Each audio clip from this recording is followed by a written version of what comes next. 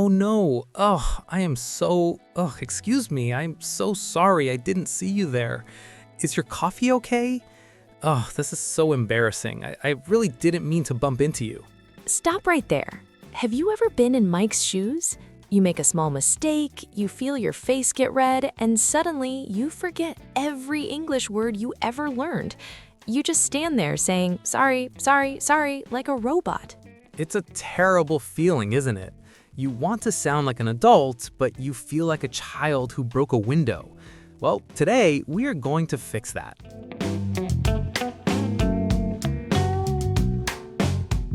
Hello, everyone, and a very warm welcome back to the show. I am Anna. And I am Mike. We are so happy to have you here with us today. You are listening to the Context English podcast. This is the place where we learn how to use English in real, everyday situations. That's right. And today we're talking about something we all have to do sometimes, saying sorry. But not just the word sorry. We're talking about the right way to apologize in English. By the end of this episode, you will know exactly which phrases to use for small mistakes and bigger problems. You'll also learn how to respond when someone says sorry to you. It's going to be very practical. You know, Anna, I actually had a very awkward situation just last week. It's why I wanted to talk about this topic today. Oh, really? What happened? Did you break something? Well, not exactly. I was meeting a new friend for dinner. His name is David, and he is very punctual. He's always exactly on time. I really wanted to make a good impression because we don't know each other very well yet. Okay, let me guess. You were late? I was very late. There was some terrible traffic because of the rain and my phone battery died, so I couldn't even send them a message. When I finally walked into the restaurant 20 minutes late, David was just sitting there looking at his watch. Oh, I can feel the stress just listening to this. That is so uncomfortable.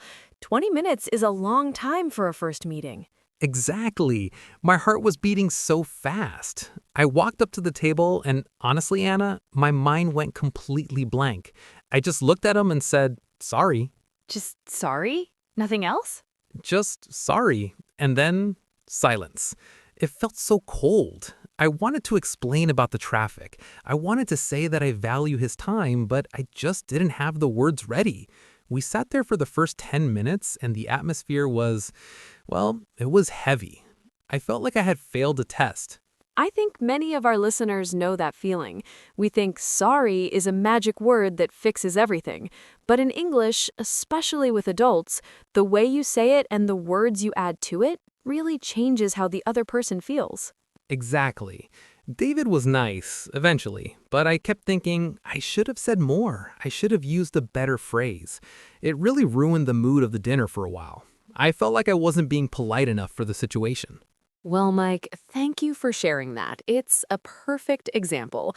We don't want our listeners to feel that blank mind feeling. Definitely not. So how can we avoid that awkward silence? What can we say when sorry is just not enough? And what if you are the one waiting at the table? How do you accept an apology without sounding angry? Let's dive into the main part of our lesson and look at some real-life stories and phrases. I'm ready. I think I've talked about my awkward dinner enough for today. What's your story, Anna? You know, Mike, your story about the dinner was tough, but I think business situations are even scarier. I remember a few years ago, I still feel a bit sick thinking about it. I was working in a marketing agency. We had a very important client. Oh, I can already see where this is going. A big client means big pressure. Exactly. It was a Monday morning, and I was responsible for sending a final project report to the client before 10 a.m. If the report was late, the client could lose a lot of money. Wow. Okay, so what happened? Did you forget? Well, yes and no. I had the report ready on Friday. I was so proud of myself. I thought, I'll just send it first thing Monday morning. But on Monday, well, life happened. My alarm didn't go off, then I spilled coffee on my keyboard, and then my internet decided to stop working. Oh no, the classic Monday morning disaster. It was a nightmare. By the time I fixed my internet and opened my laptop, it was 11:30 a.m. I was 90 minutes late. My heart was pounding, really thumping in my chest. I saw 3 missed calls from my boss and 2 angry emails from the client. Oh man, what did you do? Did you just hide under your desk? Because that's what I would do.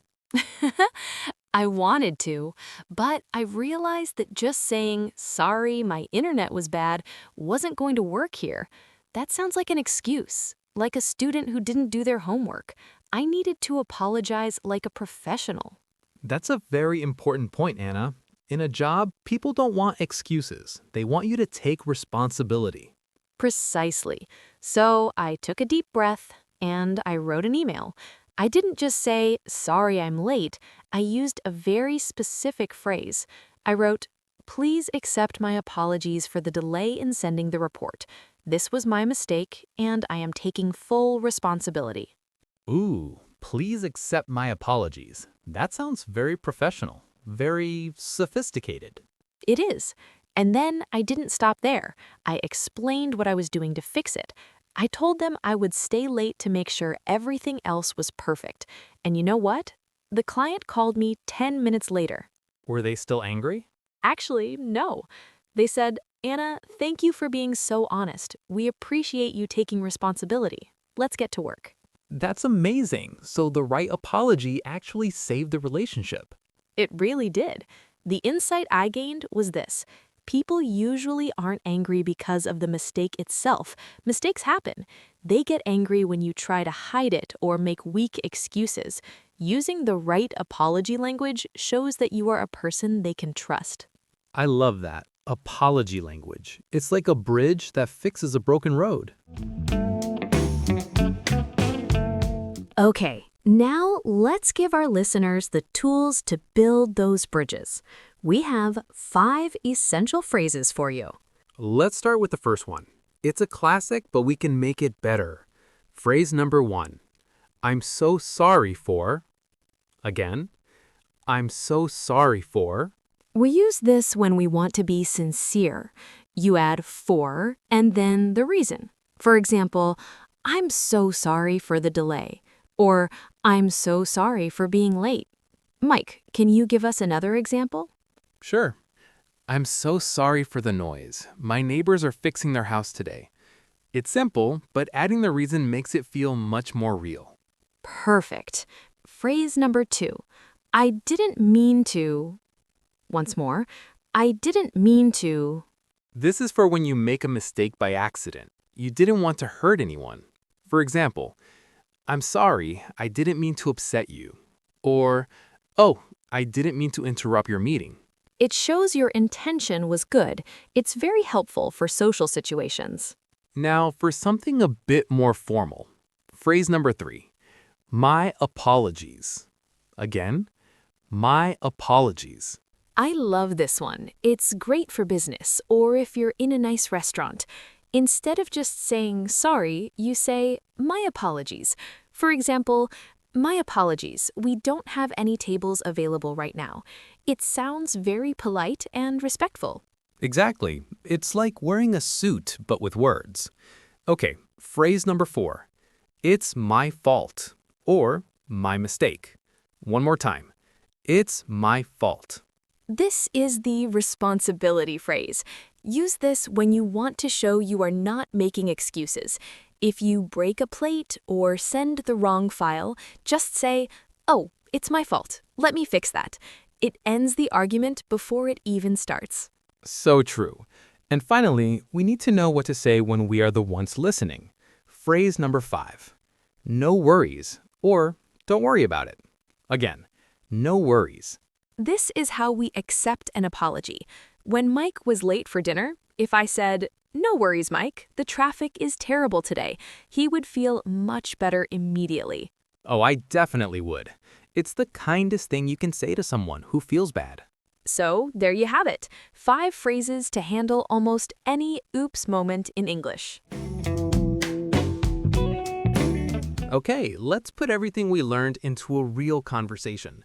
Imagine Anna and I are colleagues. I'm waiting for a document, and Anna is, Well, she's a little late. Oh, Mike! There you are. Whew, I am so sorry for the wait. I had some trouble with the printer. It's been a crazy morning. Oh, Anna, don't worry about it. I only arrived a few minutes ago myself. That's kind of you, but really, my apologies. I know your time is important, and I didn't mean to keep you waiting here in the hallway. Honestly, it's fine. Did you manage to get the report printed? Yes, I have it right here. Oh, wait. Oh, no. Mike, I just realized. I printed the old version. Ugh, it's my fault. I was in such a hurry that I clicked the wrong file. I am so sorry. Anna, take a deep breath. No worries at all. We still have 15 minutes before the meeting starts.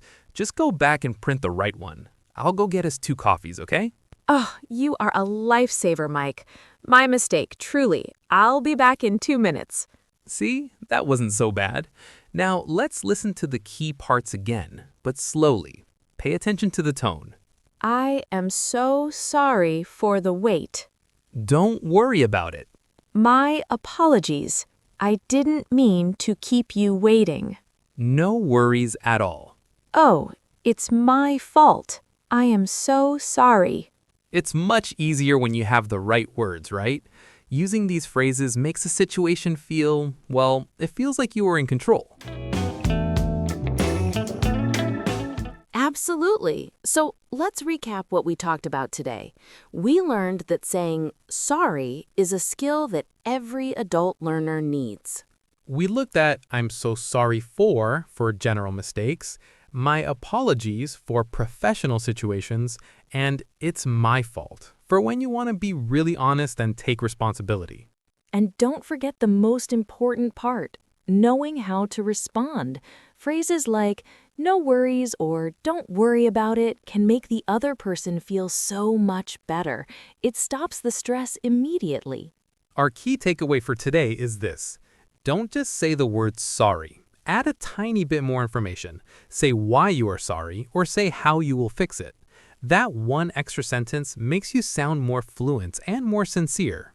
Practice these phrases today. Even if you don't make a mistake, just imagine what you would say. Preparation is the secret to confidence. You can do this. Well, that's all for today's episode of the Context English podcast. Thank you so much for spending your time with us. We really hope you found this helpful. Before you go, we have a question for you. What is the hardest thing to apologize for in English? Or maybe you have a funny story about a mistake you made. Tell us in the comments below. We love reading your stories. And if you enjoyed this lesson, please give us a like, subscribe to our channel, and share this video with a friend who is also learning English. Every comment and like helps us create more content for you. Thanks for listening, everyone. Keep practicing, stay positive, and we will see you very soon. Bye for now. Goodbye. See you in the next video.